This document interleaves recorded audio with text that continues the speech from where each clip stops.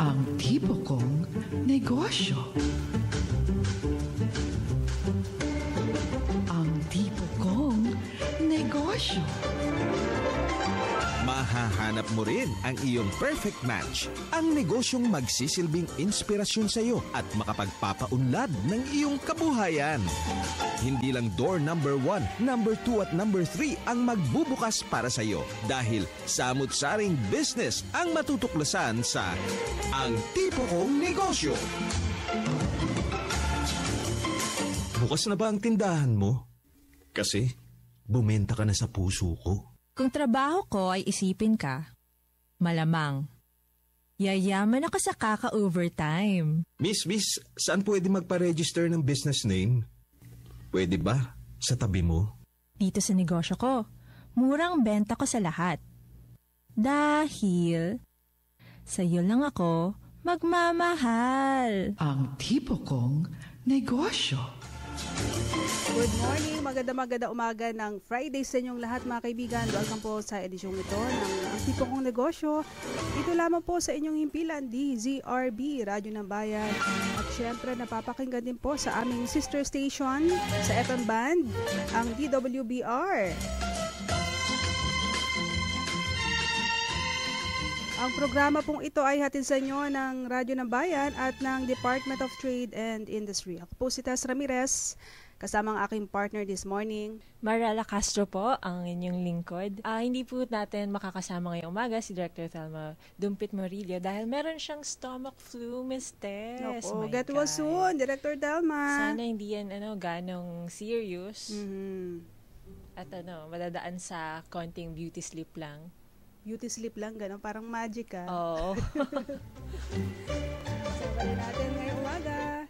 Si Miss Marjorie Posas. Good morning, Marge. Siyempre. At sa technical side, sina Engineer Lita De Los Santos, sila na Itable, at si June Paladag.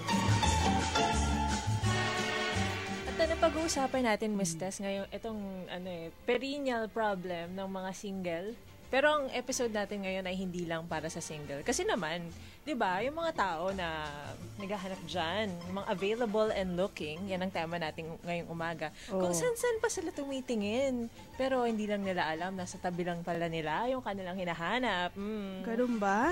Oh, showbiz talk pala tayo ngayon. Malayo ang tingin pero nasa malapit lang pala. Oo. O yan na si Marjo. Nanukurot yung sarili. Pero pag natagpuan mo na yung the one, nako, wag magpatumpik-tumpik at talagang suyuin mo na ng todo-todo hanggang makuha ang matamis niyang oo. Iyon na. Kasi kailangan, syempre, para magawa yon, tapat ka sa yung sarili, sa nararamdaman mo. Tsaka yung siya na talaga, wag yung buy one, take one, wag ganun. Buy one, take one sa pag-ibig. Nabibili ba ang pag-ibig?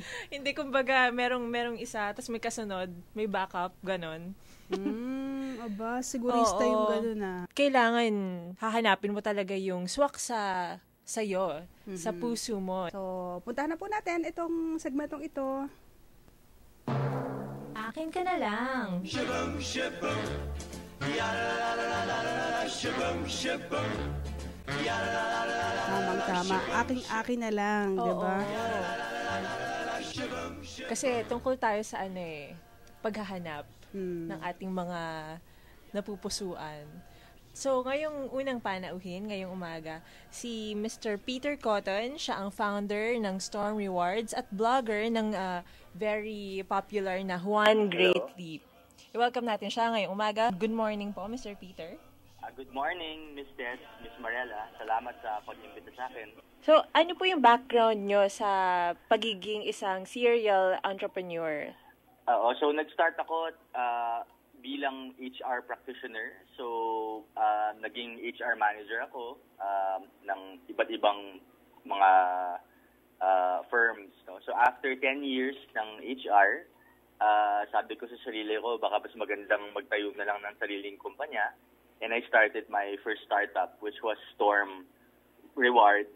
By that time, it was still called Storm Consulting. So, and then, nung 2000, so sinimulan ko siya ng 2005, and then in 2008, dun ako tumalon. No? So, malaking talon sa akin yun kasi ang tagal kong corporate. So, doon ko nakukuha yung sweldo ko, yung panghanap buhay ko. Pero, tumulan ako. So I went full-time into the startup and sa awa ng Diyos naman po, lumaki siya at lumago. At, ayun, na-addict ako ng konti at nagtayo pa tayo ng a bit more firms than more than the first one. So, ang aking background. Saan kayo kumuha ng initiative at lakas ng loob para to make the jump from being an employee to being an entrepreneur? I think when going up the corporate ladder, mapopromote ka, aakat ka ng konti. And pagdating ng HR manager dun sa linya ko, napansin ko na pag lumipat ako ng kumpanya, medyo para iba yung tawag. So siguro dito HR director, sa kabala HR manager. Pero napansin ko na parang pare-pareho na lang yung ginagawa ko. Na pare-parehong performance management, recruitment, na siguro na-bore din ako na pare-pareho. Alam ko na yung gagawin ko. And I think I yearned for something a bit more exciting. So sabi ko, baka magandang mag-entrepreneur na lang. So, nung nagsimula ako, part-time pa. No? So, I was doing my startup. While having a job. Wala po kayong katulong noon? Walang katuwang? Meron ho akong partner noon. Nakahanap ho ako ng partner na full-time. Siya ho yung business ho namin sa Storm. Siya, HR, IT solution siya. So, kinailangan kong mag-partner sa isang mas technical na tao. No? So, nahanap nyo na ang inyong the one. Ganun po ba yun? Nahanap ko ng maaga ang aking the one. So, buti pa siya, Miss Tess. May the one na. Ano ba yan? Ang tagal-tagal na namin naghihintay ni Marge. Kalma ka lang dyan na, Mariel. And then, actually nalaman ko na dahil in my subsequent startups, yung iba talagang nag-fail clearly because hindi maganda yung founder dynamic yung hindi masyadong bagay, no? So nung sa simula pa lang nakachamba siguro, nahanap ko yung partner na talagang maganda yung tugmaan na. Ayun. So paano po tumatakbo itong negosyo nyo? Paano kayo kumikita? Yung Storm Rewards po, ano ho yan, di ba ho ang empleyado, may dalawang ways na binabayaran siya. Yung una yung sweldo, di ba? So yung pangalawa, yung benepisyo o benefits. And yung napansin ho namin, dito ho masalo na sa Pilipinas, pare-pareho ang benefits. Meron tayo nung statutory benefits na pare-pareho, SSS, Pag-ibig, PhilHealth. And for siguro 99% ho of Philippine firms, napansin namin, usually, leaves, life insurance, health insurance. And yung tatlong yan, napaka-common yan in Filipino companies. No? So, sabi namin, baka naman pwede nating ibahin to kasi yung mga tao, iba-iba, di ba? So, iba-ibang background, iba-iba yung pangangailangan. So, sabi namin, baka may way na imbis na pare-pareho yung benepisyo, meron kayong 500 na tao, pare-pareho yung benepisyo doon sa 500, na yan yung common. Sabi namin, baka pwedeng mamili yung empleyado na, ito yung gusto ko, mas tugma dun sa pangangailangan niya. So, yun yung ginawa namin solusyon, ang tawag sa kanya, flexible benefits. And dun sa solusyon, nakakapili yung bawat empleyado ng benefits na gusto niya. Ngayon, yung maganda dun sa employer, pareho lang ho yung costing. So, from same cost, pero yung result mas maganda. So, nagawa ho namin yan through IT din. So, kailangan din ng technology. Ang galing naman, Ms. Tess. So, salamat po. Yung yung take-home pay ba, magva-vary din? Depende sa kung ano yung benefits na gusto mong kunin. So, kung konti lang yung benefits mo na gustong kunin, malalaki ba yung take-home pay mo? Yung take-home pay ho, hindi ho namin ginagalaw. Okay. So, ang ginagawa namin, tinatanong muna namin yung kumpanya o HR, ano yung gusto nyong benefits na pwede nyong isali dito sa program natin. So sabihin nila, sige Peter, itong 10 sick leaves, ipasok mo dyan. Itong dental allowance namin na hindi naman masyado nagagamit, ipasok mo dyan. Tapos itinatanong ko namin yung empleyado o employee, ito bang 10 leaves, alin dito yung gusto mong i-convert into currency. So nagiging currency siya. O sige, ipagpapalit ko itong 5 leaves, gagawin kong pera. So, syempre, depende yan sa daily rate natin. Pero, so magkakaroon siya ng parang wallet, ng benefits wallet. Yun yung wallet na yun, meron ho kaming benefits. It's an online benefits store. So, meron ho tayong 3,000 benefits doon na pwede niyang pagbilian. So, kung gusto niyang bumili ng more insurance, pwede. Kung gusto niyang bumili ng iPad, pwede. Kung gusto niyang mag-travel, pwede. So, ang daming pagpipilian doon. Tama. Mas swak doon sa pangangailangan niya. Ang convenient talaga nitong function na to, Miss Tess, no? Pero sa pag-uusap ng tungkol sa benefits, ibig sabihin talagang dedicated ang isang kumpanya sa pag-aalaga ng mga tao niya, 'di ba? At mahalaga 'yon, 'di ba, sir? Oo, mahalaga 'yon, no? So yung tao, yun talaga yung pinaka-importante. So kahit yung solusyon namin doon nakatutok, paano natin pagandahin yung experience saka yung hanap buhay ng empleyado. Gano'n po katotoo, di ba may kasabihan tayo that a company is only as good as its people? Oo, no? So, napakahalaga niyan, no, ma'am? Kasi, pero matagal na yung kasabihan na yan. Madalas natin siyang marinig kapag mag-apply tayo, let's say, in any firm. But I think nowadays, it's really mas totoo siya than before. Dati ba, sweet talk lang ba yun? Panliligaw lang ba yun? Nako, yung mga ano na yan, mga lalaki talaga. Trust. Then kapag tumatama, medyo iba yung experience mo, di ba? Pero I think it's more true now kasi yung pag we look around, yung successful companies, so innovation ang nagpapatakbo di ba? Di ba? Makikita ko natin yung mga big tech firms that are really changing the way we live, like Apple, Facebook, Google, even other companies like General Motors or yung mga kumpanya na nakikita natin sa paligid, the Ayalas, they are innovating and they are innovating to survive. Ngayon ang crucial ho to sa tingin ko kasi yung innovation ang nakakagawa lang niyan tao. Hindi naman niya nagagawa ng factory or machine. Yes. So kung hindi magaling yung tao mo, hindi ka makaka-innovate, hindi ka makaka-survive in this economy. That's true. Opo. Meron na po kayong ilang empleyado ngayon, sir? So, nung nagsimula kami, dalawa lang kami dun sa apartment, sa condo ko. Ginawa kong office yung kung saan ako nakatira. So, ngayon ho, ano na kami, mga near 50 people na yung storm po. Ang laki siguro ng condo niyo, 50 people kasha. Ay, hindi. Nakalipat na po kami. No? So, nung kinasal ho ako, kinailangan ng i-kick out ko yung yung mga partner ko. No? So, doon napilitan kaming magtayo ng office. Ayaw ho namin talagang gumasta doon sa office. Pero nung kinasal ako, syempre, hindi naman magagalit ho si Mrs. Oo naman. Paglabas na ng bedroom, nandun bigla yung mga empleyado. So, kinailangan ho namin maghanap ng mumurahing office nung time mo.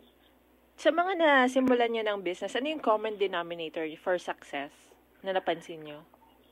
I think it's very clear dun sa kaso ko.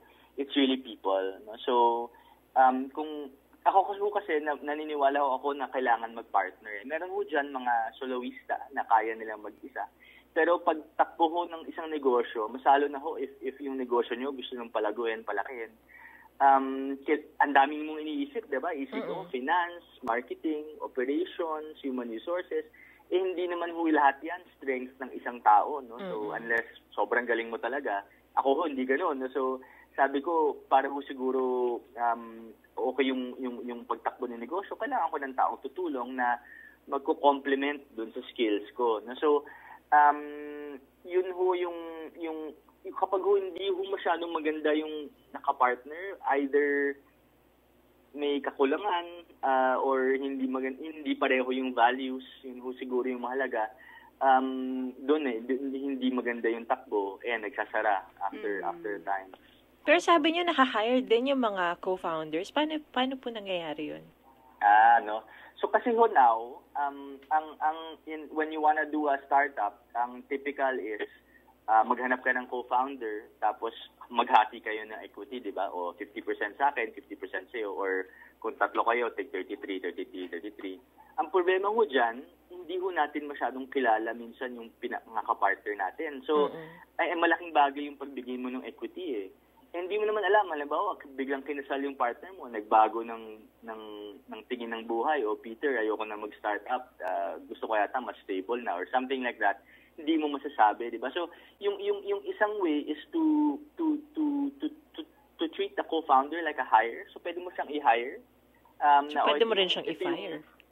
Dahil pwede mo siyang i-fire. Pero bibigyan mo rin siya ng shares.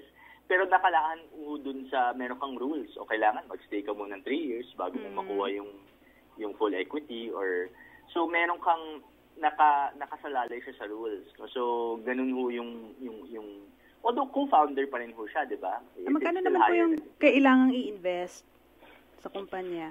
Ngayon ho, mas paliit na siya ng paliit eh. So, nung dati ho, nung nag-start kami ng Storm, tig-isa ho kami, tig 30,000. So, 90,000. Tapos naubos ko yun in 1 or 2 months kaagad. So, we really had to innovate. No? So, you can go even lower now, basta ma-maintain yung expenses nyo. So, kaya maganda rin kasi iba-iba ho yung paradigm eh, di ba? Yung iba po nagsasabi, kailangan tumalon ka full-time dahil kailangan malagaan mo yung startup mo. So, that works, no? So, parang marriage po ba yan? Yung isa full-time, yung isa nagtatrabaho sa opisina? Pwede ho. Oo. Yun ho yung ideal, no? So, para rin ho hindi ganun kalaki yung cost. Kasi sa simula, kung lahat kayo nagtrabaho agad, kailangan kumita na yung startup nyo ng mabilis. No? Unless malaki yung puhunan nyo sa simula. Yung balik po nun, mga magkano naman? So sa simula ho, yung balik nun, it was just really meeting our expenses. Pero napalaki naman ho namin siya as the years went by. Ngayon ho, medyo mas accepted na kami in the market. Si Storm Rewards, so ang market leader na in flexible benefits. So, maganda ho yung takbo ngayon ng negosyo. Pero so, in 1 month time ba, mababawi na po kagad yung in-invest, halimbawa 30,000?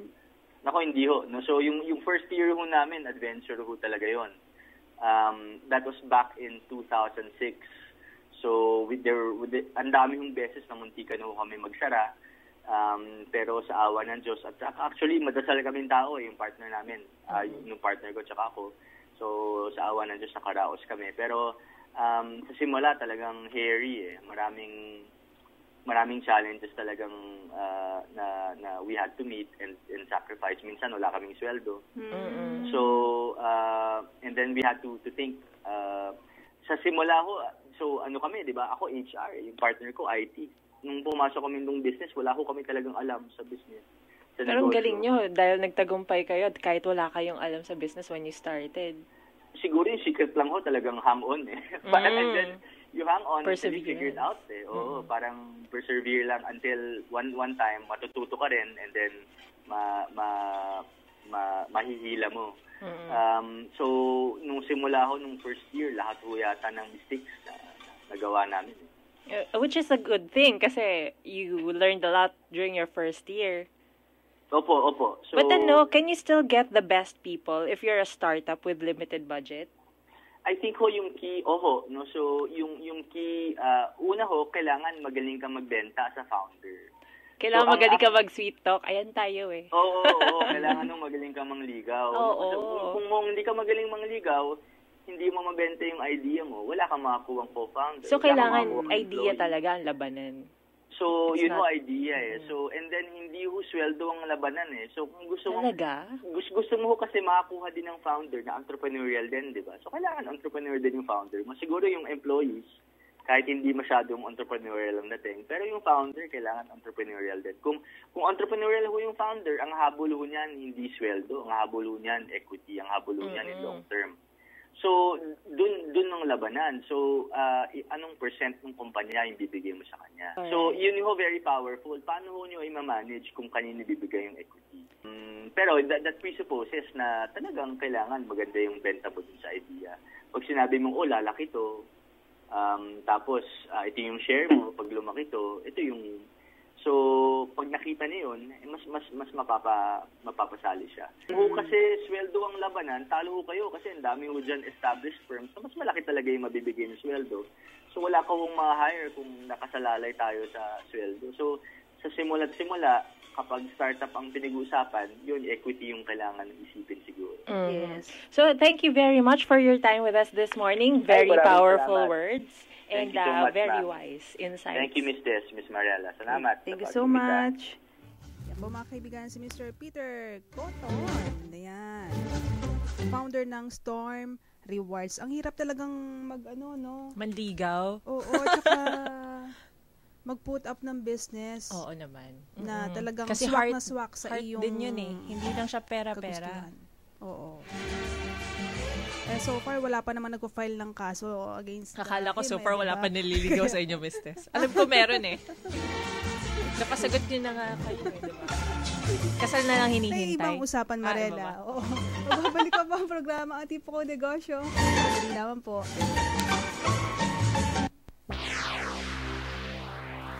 Ngayon, mapapakinggan na ang PBS Radyo ng Bayan saan mang panig ng daigdig.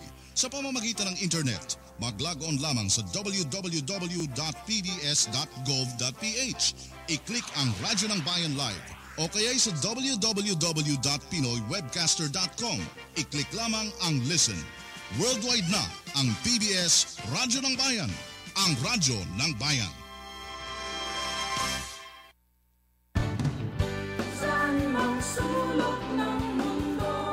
Tangkilikin natin ang radyo ng Pilipino, ang tinig ng mamamayan. Ito po ang inyong lingkod, Secretary Sunny Coloma, dito sa DZRB, Radyo ng Bayan, 738 kHz. Konektado ka! Pinoy! Konektado ka! Pinoy! Konektado ka! Pinoy! Konektado sa Alas 8:31 ang oras. Konektado pa rin kayo sa Radyo ng Bayan at sa programang Ang Tipo Kong Negosyo. Kung saan ka pa naghahanap ng business opportunity, sa akin lang, may opportunity ka na. Pwede ba kitang abutin? Ikaw kasi ang pangarap ko. Sa'yo na yung SSS, GSIS, pati na ang PhilHealth ko. Basta, akin lang ang pag-ibig mo Ang budget ko sa'yo ay limited.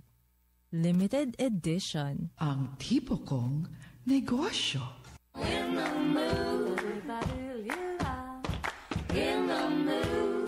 Sulyap-sulyap.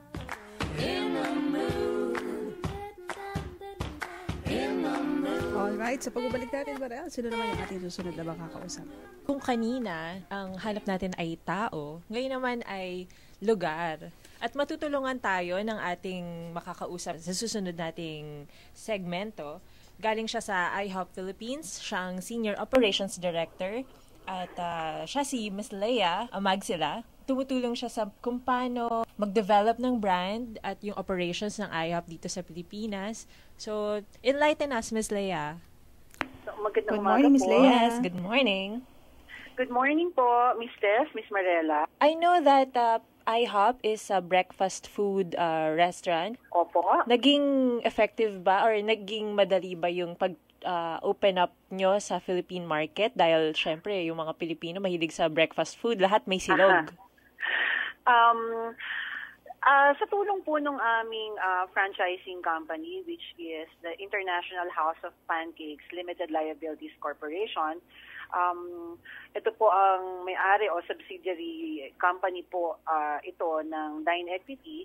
Naging madali naman po because syempre po bilang franchisee po nila para po sa bansa and 5 other countries in Southeast Asia, kami po ay inalalaya naman po nilang mabuti. So naging madali rin po. Medyo sa umpisa lang po, marami pong trabaho because as you all know, IHOP po is an iconic brand. Ito po ay tanyag na brand. It has been operational for more than 55 years na po sa Amerika at sa ibang panig po ng mundo. Kami po ay naghanda. No? It's more of yun pong preparation ang mas mahirap. Pero na naman po kaming nagbukas, Sila po ay nagpadala rin po ng suporta at tulong sa pamamagitan ng mga trainers. Meron po tayong mga Amerikanong trainers na dumating po upang alalayan kami sa aming pong pagbubukas. Coming from an American setting or an international setting, nag-iba ba kayo ng marketing strategy for the Philippine market? Sa totoo lang po, dito po sa Pilipinas, no, para lang po sa inyong kaalaman, ang IHOP po ay subsidiary company po ng Global Restaurant Concepts at ang aming pong kumpanya ay nasa business po ng pagdadala ng mga unique at saka mga bago pong konsepto na nanggagaling po sa iba't ibang panig po ng mundo. So, ang amin pong naging strategy ay simple lang. So, una po, inaral po namin yung brand ng IHOP from America at ito po ay dinala namin kung paano po ito pinapatakbo sa Amerika. So, it was really a conscious effort na sa unang taon ng amin pong pag-ooperate sa bansa, talaga pong sinigurado namin na ang ating pong mga kababayan ay magkaroon ng pagkakataon na matikman at ma-experience po nila ang IHOP brand according to how it was run in America. Nagkaroon lang po kami ng pagbabago at hindi naman po masasabing totally pagbabago kung hindi nagsimula po kaming mag-inject ng something Filipino after 1 year po ng amin pong operation sa bansa. Ano pong mga produkto yung inyong ino-offer? Ang aming pong menu ngayon is about 90% American. No? Meron po tayong 10%. Ito pong ikalawang taon po ng aming pag-ooperate. Kami po ay nagpasok ng Filipino breakfast. Ang aming pong objective doon, ang IHOP nga bilang kilala sa buong mundo, meron rin po tayong mga foreign customers. So ang objective po namin, pag po sila ay dumalaw sa IHOP, nandun po yung mga produktong kanila pong nakasanayan and at the same time, magkakaroon din po sila ng pagkakataon na tikman kung ano naman po ang Filipino breakfast na ino-offer po natin sa ating bansa. So that's kind of promoting yung objective po natin. Nationalism na rin. Per meal, magkano naman po kaya abutin yun? Meron po tayong ranges, no? I must say, depende po kasi sa target market, pero kami po kasi ay hindi naman po talaga considered as fast food, and we considered IHOP as a family casual quick service restaurant, no? Medyo mataas po siya ng konti in terms of the regular fast food, but just the same, ma'am, no? At sulit naman po talaga if you get to see the portion size, no? In fact, isa po sa mga if I may just add lang po, no, maidagdag ko lang po, isa po sa mga ginawa po namin nung kami po ay naghahanda para po sa pagbubukas ng negosyo, is amin pong tinimbang at amin pong inaral yung laki po ng portion size. Kasi alam naman po nyo sa Amerika, ang mga portion size po ay talagang super laki. So, hindi naman po lahat ng produkto sa menu, pero katulad po ng omelettes namin, nag-decide po kami talaga. Ang Americans po kasi talagang they are omelette lovers. Nung amin pong tinignan yung laki, ay talaga pong kahit po 3 tao, kaya pong mag-share sa isang omelette. So, ang objective naman po namin doon ay hindi lamang po mag-provide ng malaki, kung hindi gusto rin po natin itong gawing affordable. Kasi you can actually position your product as big, pero kung ito naman po ay lalabas na napakamahal, hindi po magkakaroon ng pagkakataon ng ating mga kababayan para ito po ay subukan. So, Ma'am Lea, hulaan ko po, 100 plus yan, sigurado.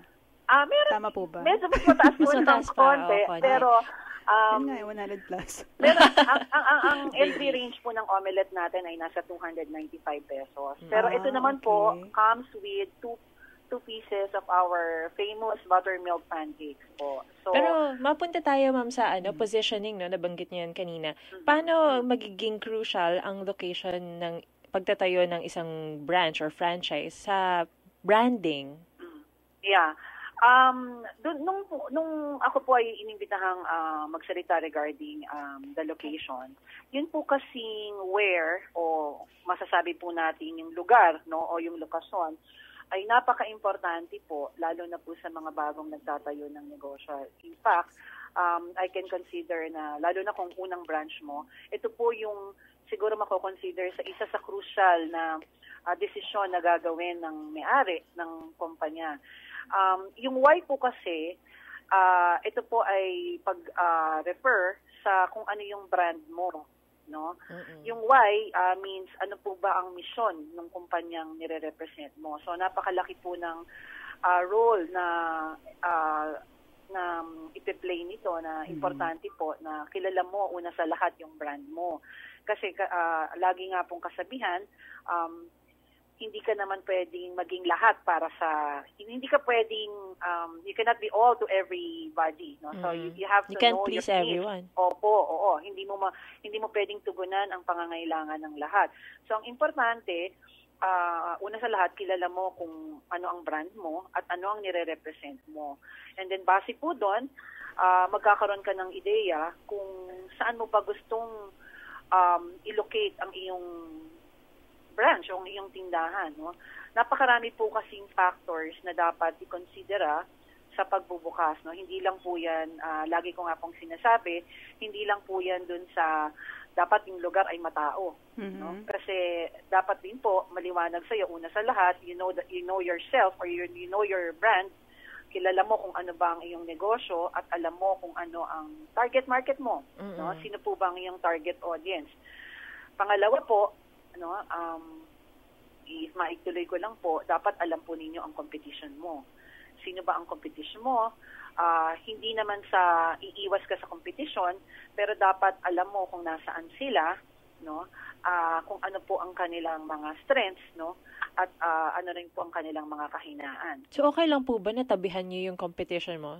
Na as in, sa totoo lang po, yes ma'am. Kasi po, kasi ma'am, lagi ko pong sinasabi, you need competition to thrive, no? Hindi po totoo na kapag wala kang competition, magiging malakas ka. Subukan mong magtayo na ikaw lang sa isang lugar. Pwedeng magiging maganda para sa negosyo mo sa simula, pero kung ito ay magiging dahilan para pabayaan mong mag-innovate, i-improve ang iyong quality, then kapag may dumating na bagong competition yan, yun naman ang magiging downfall mo. So, ang lagi ko nga pong sinasabi, marami po tayong matutunan sa ating competition. Una, tayo po ay matututo sa kanilang mga mistakes. No? And then, pangalawa po, we can model what works for them. No? Makikita po natin, ano ba yung mga bagay na naging maganda o naging positibo para sa kanila. Pangatlo, yun pong mga competition po natin, sila po yung magre-reveal ng opportunity sa marketplace. Makikita mo rin kung ano ba yung kulang sa kanila.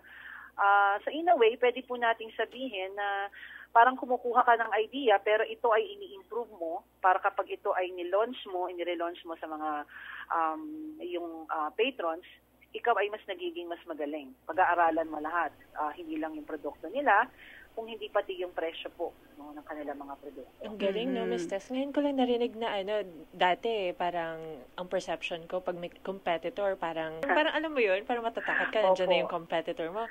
Tapos ngayon, parang, this is a new perspective na china-challenge mo yung business mo, yung quality ng services mo, dahil meron kang competitor. Correct. It makes it exciting. Oo, at saka yun naman yung takbo ngayon, di ba? Kapag meron ka nakitang bagong, halimbawa, kainan, tatapatan mo yun, halimbawa, uy, dito magtatayo rin ako. Minsan pa nga, Oo, tagad dikit na dinidikitan nila Oo.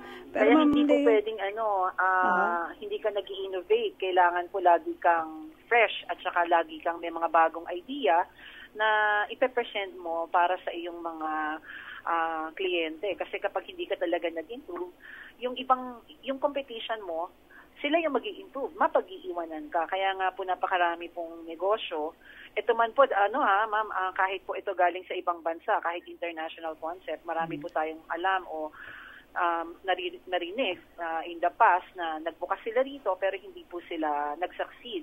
Kasi nga, kailangan talaga inaaral mo yung competition mo, hindi lang basta kung ano ka. Kailangan alam mo kung ano yung brand mo, alam mo rin kung ano yung ginagawa ng iyong mga competition. Kahit na po food business ang itatayo, kasi ang sinasabi na iba, walang kalugihan sa food di ba? Pag yun ang produkto. Ay, hindi po totoo yun, ma'am. Hindi naman po natin dinidiscourage yung ating mga tagapakinig, pero it's more of, gusto lang po natin silang bigyan ng tips para po sila ay magkaroon ng kahandaan. No? Napakarami pong mga bagay o factors na kailangan pong i-consider. Pangatlo po dyan, katulad po na sinabi ko, you know thy brand. Pangalawa, you have to know your competition. Pangatlo po, you have to know thy neighbors. Sino ba yung mga kasama mo sa lugar kung saan ka magtatayo ng negosyo. Ano ba yung mga magandang kapitbahay dyan, Miss Leia?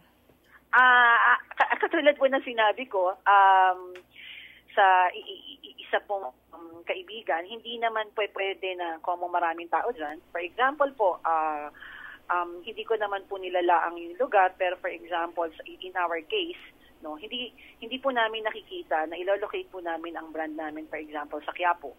Marami pong tao dyan, pero kung ang iyong target market naman, ang iyong target audience, wala sila doon. Mga nakasasakyan, di ba? Hindi ka siguro maglalagay ng tindahan doon dahil alam mong walang parking, no? Meron kang mga magiging challenge para sa iyong mga customer. Kailangan din una sa lahat isipin mo, hindi lang basta maganda ang brand mo, kailangan gagawin mo rin itong madali para sa iyong mga clientele na puntahan ka. No? Right. Accessible dapat. It should be accessible. Pangalawa, kung ikaw po ay restaurant, hindi mo siguro gugustuhin, kung for example, meron ka sa loob ng mall, hindi mo gugustuhin tumabi na ang katabi mo ay mga slimming salon or slimming spa kasi mga nagpapapayat sila, so most likely hindi sila kakain, hindi sila pumupunta dun sa lugar na yon, sa level na yon, kung yan po ay mall, no, hindi sila aakyat, for example. Kaya kung mapapansin po ninyo, if you go to malls, doon po ang mga slimming or tsaka mga facial care center, ganyan, normally po yan nasa taas. No? At wala po kayong makikitang restaurant na kasama niyan. Kasi zina-zoning po yan, importante po na binibigyan ng due importance and research and thinking kung saan mo ilo-locate yung ano mo. Yes. Maganda pong isipin na kung for example sa amin pong case, kami po ay family casual dining restaurant. No, ang lugar po namin should be accessible dun sa lugar na ikaw ay accessible para sa mga nakatira o residente sa lugar and at the same time sa mga nag-oopisina. Kasi dahil breakfast place ka, meron pong mga nagbe-breakfast meetings, no? Meron din naman pong mga nagmamadali na hindi na po makagawa ng pagkakataon para marami talagang pag-aralan. Dapat pag-aralan bago makapagpatayo ng negosyo. Totoo po yun. So, importante po na Ang pangapat po is you have to know thy spot. No? Yung knowing thy spot po, since alam mo na po na this is going to be your location, malaki po yan eh. Like in our case, we are in Bonifacio Global City, ang unang branch po namin. No? Ito po ang aming maiden branch. Makikita maiden po ninyo. Branch, I like that. Oo. It is our maiden branch. Kung mapapansin po ninyo, hindi lang po importante na nasa Bonifacio Global City ka kasi napakalaki po nito, no, ng lugar. So, kailangan din po, you have to know thy spot, no, yung eksaktong location mo.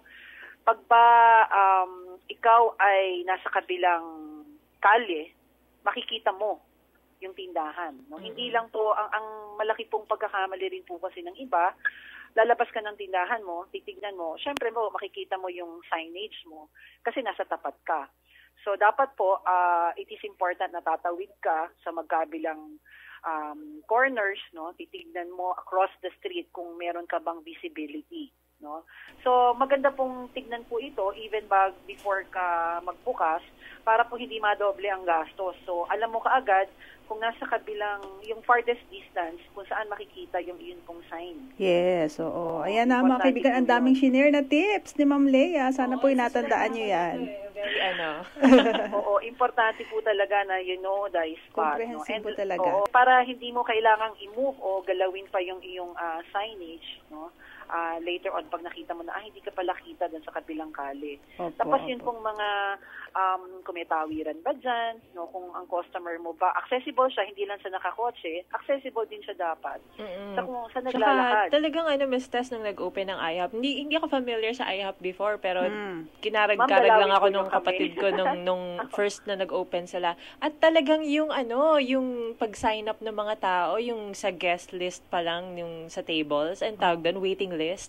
Grabe talaga. I cannot exaggerate. Sana po madalaw po niyo kami ulit. Oo naman. Sabihan lang po ninyo ako. Alam naman po ni Marge ang aking number. You just give me a text para I can personally assist kayo po at ang inyo pong mga kasamahan dyan po sa ating radio station. Yes. Thank you so much for your time with us this morning. Yeah. At marami kaming napulot na tips sa kung paano maghanap Salamat ng po. Oo. Ma'am, lang po, idagdag ko lang po bilang panghuli. Yes. Ito po yung nakakalimutan ng iba, kaya yung iba nag-over po parate, no? At ito po yung kasabihan na kung kailan nandun ka na, kakapusin ka ng budget. So, ang importante po, lastly, you have to know thy budget. So, dapat inaaral mo, ang budget mo ay hindi lang saktong-sakto, no?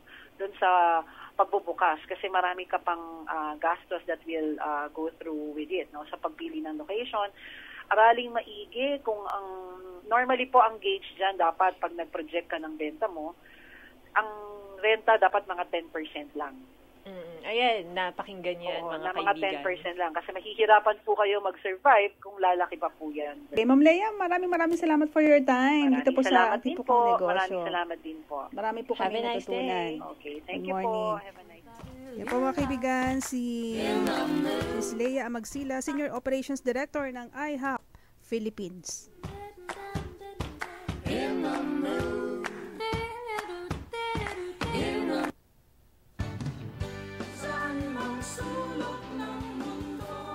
Tangkilikin natin ang radyo ng Pilipino, ang tinig ng mamamayan. Ito po ang inyong lingkod, Secretary Sani Coloma, dito sa DZRB, Radyo ng Bayan, 738 kHz. Konektado ka! Pinoy! Konektado ka! Pinoy! Konektado ka! Pinoy! Konektado sa Ang Tipo Kong Negosyo. Easy to get.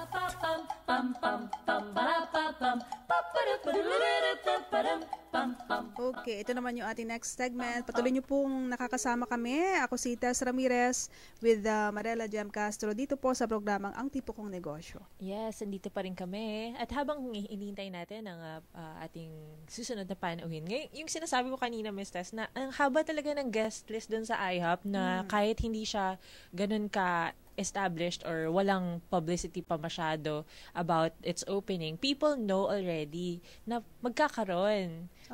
At ang haba talaga, I do not lie. Talagang nakailang balik kami. Wala pa kami sa next doon sa table. So, ibig sabihin, masarap talaga dahil inaabangan siya kahit hindi siya nag-market dito. Yun talaga naman yung dapat sa produktong pagkain. Di ba yung kalidad ng produkto, dapat swak na swak sa panlasa. Dahil kung wala rin bibili niyan. Tulugin nga kayo. Meron pa tayong siyam na minuto bago mag-alas 9 na umaga at nasa linya na yung ating makakausap naman, Marela. Naghanap na tayo ng ating partner. Tapos nakahanap na tayo kung saan tayo magsa-setup, kung anong area. Ngayon naman, sa pagsa-settle down, this time, maghanap ng tamang office space or isang business space para sa ating negosyo, matutulungan tayo ni Ms. Rosario or Cha Carbonell, ang Senior Manager for Commercial Leasing and Sales ng KMC Mag Group. Good morning, Ms. Cha. Ms. Cha, good morning. Hello, good morning. Hi, yes. Welcome to Ang Tipo Kong Negosyo. Hi, good morning. Yes. Sa inyong experience, ano yung hottest, most wanted office location ngayon? Well, actually, most wanted office location right now is Bonifacio Global City. So most companies, local and foreign, a lot of them are really looking into Bonifacio Global City as their next location. For startups, some foreign startups, Bonifacio talaga. Dumadami yung mga establishments doon, Dahil ba maluwag pa sa ngayon or wala pa masyadong traffic? Yes, I guess that's one reason. But I guess another reason also are the quality of buildings that are being built. Siyempre, the supply is there. Tapos the quality of buildings, grade A buildings, brand new. Tapos the price isn't as high as Makati, for example. Kasi Makati right now, siyempre it's quite congested na. It's almost full, the supply. And the rent is quite high na compared to Bonifacio. Mas lower pala yung price doon. Ano po yung comparison ng Makati, Bonifacio, Ortigas, or even Eastwood? Konti. Actually, between Makati and Fort, konti lang. It's not that mga siguro the difference. Makati, the average rent would be around, for a grade A, 950 pesos per square meter. That's headline rate. Bonifacio Global City right now is at 850 per square meter. Well, Ortigas would range from anywhere to 600 to 700 pesos per square meter. Eastwood, same. Parang laki ng jump nung BGC and Makati to Ortigas. Pero parang, in my perspective as a commuter, parang pareho lang naman din silang matraffic. Yes. Actually, for some reason, that's the difference in rate per square meter. I think it's mainly because of the location. But if you're a commuter, if you're a worker, it doesn't really matter, diba? As long as you're working near where you live as much as possible. So that's the biggest factor. Pero in terms of rate, it's mostly because of the location. Yes, at isa yun sa mga factors na dapat na ikonsidera, no, yung location, tapos kung magkano yung bayad sa renta, kasi yung iba, puro renta na lang yung binabayaran, wala na halos kinikita, doon na lang napupunta, di ba, ma'am? Yes, that's actually a big factor. You have to consider the rent you're paying. That's why normally if we talk to clients, for example, we give them options na, okay, this office space, this is the total cost per month. So you might want to compare it with other cities. You might want to compare getting also, or you might also want to consider getting in Ortigas, for example, or wala po bang one size fits all na office space? Wala bang perfect office space? Ganun. Well, perfect office space, it's actually dependent on what you need here. So, per client, it's actually different. Kasi there are clients I've encountered wherein gusto nila, it's furnished na. That's what you call the plug-and-play. So now, there are a lot of office space that are plug-and-play na rin. Normally, some companies, they offer that kind of setup wherein they fit out the space for you, you lease it on a per-seat basis. It's actually very attractive for mga BPOs, for mga call centers, wherein they can just lease it out from you on a per-seat basis. Hindi ba mas mahal kung fully furnished? Yes, it's actually more expensive and they bill you dollars per seat. Pero kasi normally the client would prefer that if they don't want to spend capital expenditure for the fit out of the space. Gusto nila, I mean, it helps their cash flow better as compared to shelling out a huge amount of money to fit out the space. So there are clients naman who prefer that. Ano po yung difference between a traditional office and a services office solution? Yung fully furnished mo, ganun. Okay. The difference kasi for a traditional office, you lease it on a per square meter basis. You pay the association dues. You also you pay the rent. Tapos you spend for the capital expenditure for the fit out of the space. So for a serviced office, you don't spend for the capital expenditure. It's furnished na. You pay on a per seat or a per room basis. And then actually it's the main difference is the operational expenditure versus the capital expenditure. It's like you're converting your capital expenditure to OPEX. So instead of shelling out a huge amount of money at the beginning of the lease, you pay it on a, parang, kumbaga, amortized siya kasi service offices na siya. And then for service office, you can lease it for a period of, for example, you're just a startup company. You can lease a service office in a span of 3 months lang. Unlike traditional office, you're tied up for at least, most offices kasi they prefer 3-year leases minimum. Okay, so okay. You're tied up for a 3-year lease.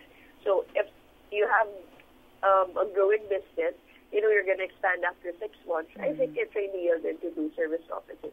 Ayan. Okay, Ma'am Rosario, sayang naman at 1 minute na lang yung nalalabay para sa ating palatuntunan. Pero doon po sa mga gustong makarinig pa ng impormasyon on how to choose the right office space, saan po kayo pwedeng hanapin, Ma'am? Okay, you can contact me. My email is rosario@kmcbaggroup.com. You can actually visit our website at www.kmcbaggroup. Any office space inquiry will definitely accommodate that. We have a rule that we have to reply to any inquiry within 48 hours. So any questions about office space, just feel free to shoot us an email. Ayun. Okay, all right. Thank you so much Thank po. you so much. Ms. Rosario Carbonell, Senior Manager for Commercial Leasing and Sales ng KMC Mag. Naku, ang dami kong natutunan ngayong umaga. Salamat sa ating mga tagapakinig at mga panauhin. Sana marami silang napulot na kaalaman sa episode natin ngayon. Yes. At sa ngalan ng lahat ng aming mga nakatuwang, kami po yung mga nakasama ko si Tess Ramirez. At Mariela Castro. Until next Friday. Tumbak na oras sa hudyat, 9:00 ng umaga. Radyo ng Bayan Network. Balita. Kalipunan ng mga balita sa loob at labas